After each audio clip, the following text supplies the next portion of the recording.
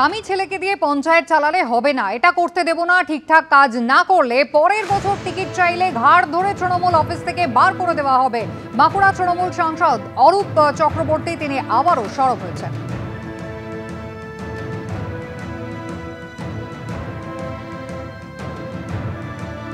আপনি আপনার স্বামীকে নিয়ে ছেলেকে নিয়ে ভাবছেন পঞ্চায়েতটা চালিয়ে নেব, এটা করতে দেব না।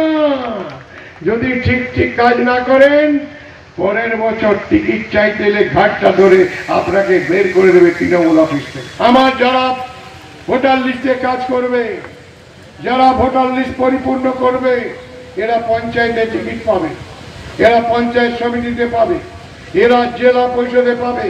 যারা দলের কাজ করবে তারা কিন্তু যোগ্য কাজ পাবে, যোগ্য জায়গা পাবে।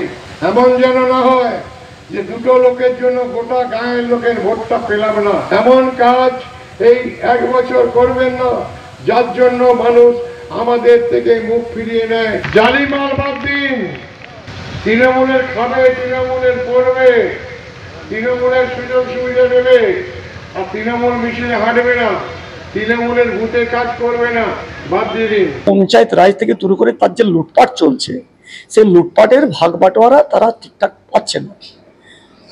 একটা শ্রেণীর মধ্যে চলে যাচ্ছে যেখানে প্রধান আছে, যারা বিডিও অফিস দেখাশোনা করছে, পঞ্চায়েত দেখাশোনা করছে, তাদের পকেটে চলে যাচ্ছে। আর যারা চোখের সামনে দেখছে আর সেই দেখাতেই তারা অতিষ্ঠ হচ্ছে। 26-এ বুঝতে পারবেন যে তৃণমূলের অবস্থা কি হয়েছে। প্রত্যেক জিনিসের একটা শেষ আছে, তার শেষ কফিনের শেষ পেরেক কাঁদছে জনগণ, তার জন্য তারাও বুঝতে পেরে।